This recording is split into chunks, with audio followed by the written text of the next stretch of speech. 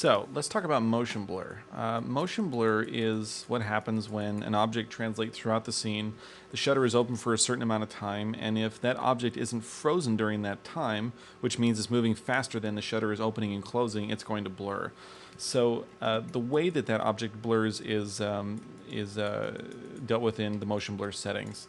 In this particular setup, if I go into my perspective or my custom camera here, we can just see that we have a couple of different levels of transformation. It's a fairly simple animation. It's just this cart bouncing along the ground here, and there's a piece of cloth up here attached, and the wheels don't appear to be spinning very fast, and actually they're spinning really, really fast, and we're just seeing sort of the backward spinning motion.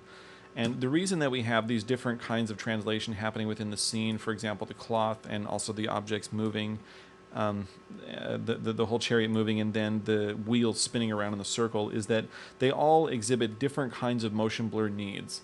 So motion blur within Mental Ray is always 3D motion blur, where inside of Maya you have the ability to turn motion blur as 3D or motion blur as 2D. 2D is basically calculating two shaded points and then it's blurring on a vector between those 2 points. In a post-blur scenario, and you get some motion blur. Well, Mental Ray is not doing that. It's always generating 3D motion blur. Now, how it's generating in terms of what is it sampling within the scene is not always... well, that's where the differences are going to occur. So I'm going to open up my render dialog, and I'm going to go down to motion blur. And inside of motion blur, right now it's set to off. I'm just going to turn it to on, and to do that I'm setting it to linear. You have two different options in here. One of them is linear and one of them is exact. The difference between these two, linear is going to be telling Mental Ray to consider the object movement on an object level. So it's going to take this entire surface and it's going to look at it as an object, not as a collection of shaded points, but as an object, and it's going to blur it accordingly. So as long as I am translating this piece of geometry on an object level, I'm typing in values in here, or it's part of a group that is translating like that. Then we're fine. But if I start animating individual components of this surface, for example, this is a poly piece of cloth and I'm animating vertices on this guy, in that case, then I need the surface to be considered on a per shaded point basis. So I have to use exact. And obviously, if I tell the object to consider every single shaded point within the scene as opposed to the linear translation of an object, it's going to be a lot more expensive. So you want to make sure that you're only using exact when you need it. So examples of times when you need linear would be any kind of basic translation animation. Maybe I'm animating this cart from point A to point B. It's just doing simple translational animation, so that's fine to use linear. Maybe you're dropping an object into the scene and it's not deforming, it's just simply acting as a rigid surface. That's fine to use linear translation. If you're using any kind of deformation on the surface, whether it is by virtue of a deformer, maybe you're using a nonlinear deformer, or you're animating points on a lattice, or maybe you're animating a cluster, or most importantly, you have something skinned, which is using clusters as well, just rigged into a skeletal structure, and maybe you're animating things that have been bound. And when a surface has been bound, then you are animating on a component level via a deformer. It's just hidden inside of that skinning operation. So when a character is bound, or when you're using something like cloth, where an object is deforming on a component level, then it is important that you calculate using exact as opposed to linear. So in my case, right now, the overall translation of this object is going to be able to be calculated using linear. If I also want to motion blur this flag at the same time, I'm going to have to calculate the entire scene using exact. So sometimes it can be to your benefit to render out maybe most of the scene using linear and then just the flag using exact. And if you do that, you're going to have some compositing concerns to deal with, but it might be kind of a shame to use up an expensive render for this entire scene just to get this guy to motion blur correctly. So let's take a look at what some of this motion blur is going to look like. I'm just going to set us to linear, and I'm just going to go on ahead and do this render. Let's see where we're at in terms of motion. In terms of my overall render settings, if I go to load initial settings, and I'm going to tell my motion blur to turn to linear, and I'm going to leave all of these contrast settings the way that they are. We'll talk about how to adjust this stuff here in just a second. So let's pull open my render dialog and go on ahead and pop a render out. And again, we created the translated scene, and now MentaRay is generating the shaded image. MentaRay's motion blur is very nice, and it's very expensive. It's just nature of the beast. Now, one of the things to consider is that right now we're looking at this image as it renders as a still. Now, if you look at this image as an animation, some of this graininess that is inherent in this motion blur may not be as big a problem. So it's always very important to try and calibrate your render settings based on an animation and not based on a still, because a lot of times the artifacting that you see in a still is not going to necessarily be as prevalent as it is in the moving resulting images. So just a couple of different things to look at here. We can see that we have some motion blur here and some motion blur here. It's very grainy. You can see that the wheel is spinning really fast, and we have straight motion blur through here, which we'll talk about how to fix in just a second. You can see our flag back here that's not motion blurring at all because it's being animated via component translation. And then we have our shadow that's nice and motion blurred. So first thing I want to do is tune up a section of this and show you how this works. So again, I'm just going to choose a small portion of this guy and tune him up. Maybe we'll tune up across the top here. I'm going to go to my render globals. And first thing I want to do is, again, I want to check my render settings. Now, the best part of this is that motion blur has its own set of tuning controls that are independent from the regular anti-aliasing settings. So I can have my image nicely aliased and have real nice results, and then I turn on the motion blur and the motion blur doesn't look as nice. And the benefit of that is that I can expend samples on the motion blur parts of the image and not on the non-motion blur parts of the image. So it will bump up the render time by using motion blur, but at least I'm not oversampling areas that don't have motion blur, as opposed to lumping motion blur and regular anti-alias settings into one group and forcing you to up the samples of the entire scene just to smooth out a small portion of motion blur. So, but having said that, I do want to get myself to my initial level of production settings, because while some of this artifacting in here is a result of motion blur, some of it could also be a result of just simple image anti-aliasing, and I want to make sure that I'm not looking at an anti-aliasing problem. I want to make sure that I'm only trying to adjust my motion blur settings. So I'm going to go on ahead and set minimum samples to 0, maximum samples to 2. I'm going to set my filter to Mitchell, which we decided were going to be our initial production sample settings. And then I'm just going to go on down here and leave all this stuff as it is, and I'll render out this portion of this scene. So here's our final image, and you can see that by turning down our overall image anti-aliasing, it did clean up quite a bit of this, because at least a portion of the artifacting that we have was due in part to just overall image aliasing. And if I scrub back and forth, we can see we went from here to here, so it certainly has improved, but there's a long way that we can go. This has still got a lot of graininess in there. So let's take a look at adjusting some of these custom motion blur settings. Couple of these independent settings in here. Motion blur by, this is telling it to motion blur once per frame cycle.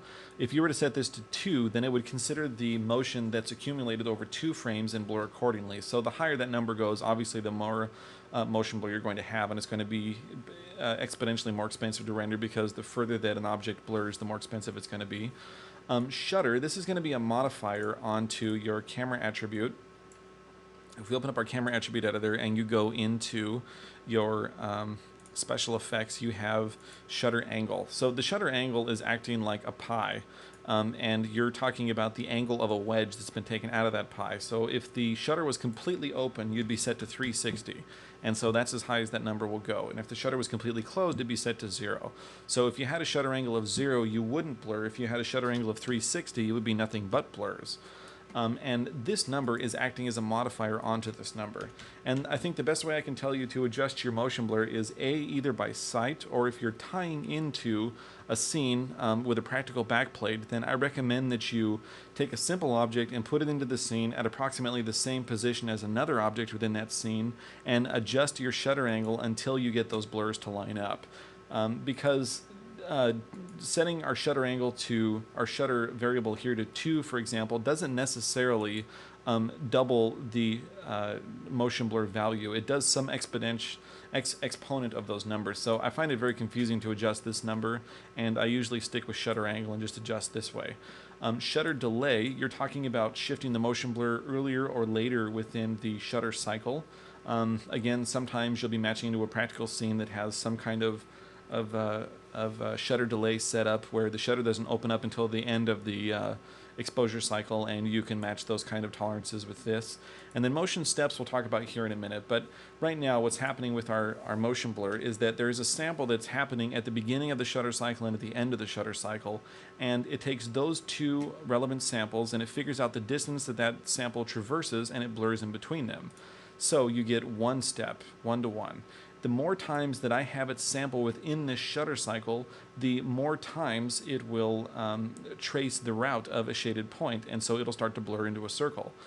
So we'll talk about this here in a second when we look at the wheel. Now, in terms of sharpening up this motion blur up here, getting rid of some of this graininess, what I want to do is turn down my time contrast.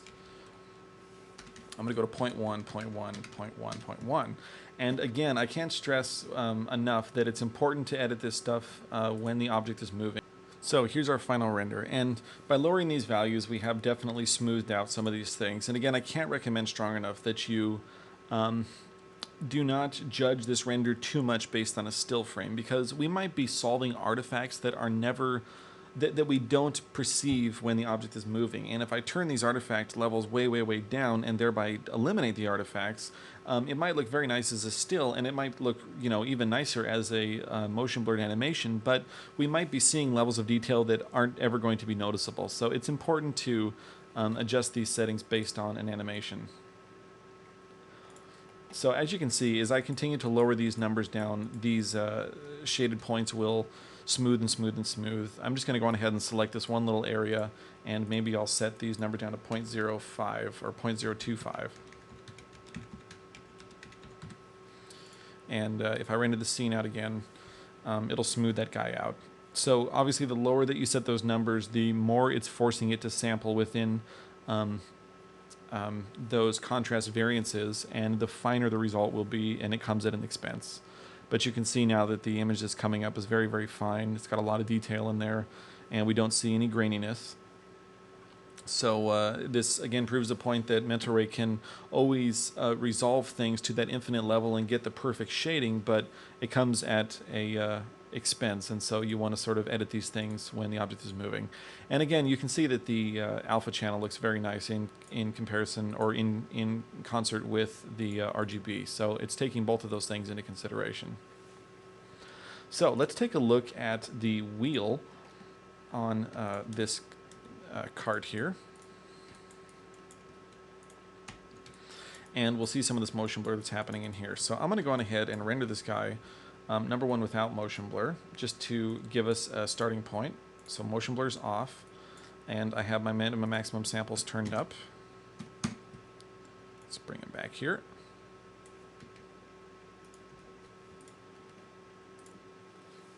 Okay, so here's our final rendered image with no motion blur on it. You can see there's some tessellation errors. I'm not going to worry about that right now. And you can see that we have some incandescent strips on this wheel, and what that's going to do is really show up in the motion blur, and it's going to help me solve for it. So I'm going to go on ahead and select a region within this guy, and I'm going to motion blur that. And because all of these objects are translating on a object level, we're not moving these objects via components, then it's going to be okay for me to use linear.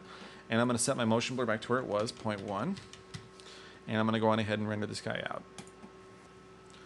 Okay, so here you can see our final rendered image, and the motion blur looks really, really nice. I think one of the things to talk about is the way that Mental Ray is able to overlay motion blur over a non-motion blurred section. It physically sorts out the objects within the scene, and it accounts for the motion blur. And that's one of the things that this has great power over just doing a conventional motion vector blur, because you can see, for example, the sand back here is still in sharp focus even though we have motion blur occurring over the top of it. So it's not grabbing onto the sand and blurring its samples, it's only blurring the objects that are moving. But one of the problems that we do have here is that we have straight translation, and we know that these objects are not blurring in a straight fashion. We know that they're blurring in a curved fashion. So we have to go back in and tweak some of the settings in order to get it to account for this. And again, you can see that some of this motion blur is a little bit banded. We know that if we wanted to go in and tune up our contrast settings, we could get rid of all that stuff. I don't want to spend the time right now to do that, but But anyway, we know that we can do that. So I'm going to take and adjust some of the motion steps within a few of these areas, and you can watch this stuff tune up. So what I want to do is, because this object is blurring in a circle, I have to sample its motion more than one time per frame. So I'm going to take and say motion steps, maybe do 5 samples per frame cycle. And obviously this is going to increase the render time, but it will allow us to get these nice smooth arcs within our motion blur. Okay, so here's our last image render, and let's see if I saved a preview of the last one. No, I didn't, but that's all right. You can see that this is blurring in a nice arc, whereas the last one was blurring in a straight. And again, the way that we got that to happen is we forced it to sample the motion blur at multiple points throughout the render. So 5 motion steps gave us this nice arc. Now, when you're rendering this motion blur out and you're finding that it is very expensive to render, there's a couple of things that you can do to tune the speed up. And one of them I mentioned earlier before was inside of the memory and performance. By adjusting the BSP depth, turning this number closer to 0, what you're telling mental rate to do is to not build as deep into the memory structure or into the memory tree, if you will. And so it's going to take it longer to build the segments, but because it doesn't have to go down as far, when you have 2 neighboring sample areas that have to blur together, it's quicker for it to resolve down to one level and figure out what it is, and resolve down to the next level and figure out what it is, and blur those 2 things together because it's not going as deep. Now again, the downside to that is that it's not allowing it to use as much memory, so it might slow it down because it's forcing it to do a lot more disk swapping. So it is a trade-off, but sometimes it can make a significant amount of difference in the speed of the render. Now, another thing that you can turn on, which has been activated inside of 6.0, it's always been in Mentoray, or it's been in Mentoray for a while, and they just gave us the ability to use it, is turning on something called Rapid. And what Rapid Motion Blur will allow Mentoray to do is to hold sample regions in memory if it's going to be used in neighboring motion blur areas. So because these sampling areas know that they're going to be used in successive sampling areas, it'll hold those into memory as it motion blurs. So it figures that out the first time, and then it uses it in successive renders or in successive samplings of shaded areas. Now, the only problem with this is that if you have image areas that need to update every single frame, for example, they change, like you have a texture that's moving through an object, or you have reflections or refractions. What will happen is that these reflections or refractions look like they're pulling through the surface because they're maintaining their sample levels. So it's just something to be aware of. If you've got reflections or refractions, you're using a mirror or you're using glass, and if you turn on Rapid, the reflections or refractions will appear to pull through the surface, and that's because it's holding those sample regions in memory. But on the other side of that, if you have a scene like this where we don't have any reflection or refraction, it can make a dramatic improvement. For example, this scene took an hour and a half to render this one frame, and by turning on Rapid, it kicked it down to 5 minutes because it's able to save the shading values from one point to the next, and it rapidly renders it. So it's a great help if you have a situation where you don't have reflections or refractions and you want to do motion blur. And then also, again, turning down your BSP settings, turning BSP depth closer to 0 will help it speed up as well. So the last thing I want to take a look at with motion blur is exact motion blur. And you'll remember that exact motion blur is what you're going to use if you're trying to blur an object that is being deformed on a component level. And in this case, it's a piece of cloth. So the cloth is being animated on a per vertex basis, which means that if you were to try and motion blur this as an object, it's not going to blur. And point in case, if I pull up my render dialog, which is here, and I just select this area, I do a quick render, what you'll see is that the pole that the flag is on is motion blurring. It looks grainy because we're motion blurring at lower settings, but you can see that it is motion blurring, but the flag itself is not. Now, if I go into my render globals and I take a look at the motion blur, and I go from motion blur linear to motion blur exact, then it's going to allow Mentoray to consider this object on a component level, and it will motion blur it. So there you go. Now, because Mentoray is calculating each shaded point on this object, it's going to be a lot more expensive for it to calculate. So you don't want to use exact motion blur unless you have a situation in which it's appropriate.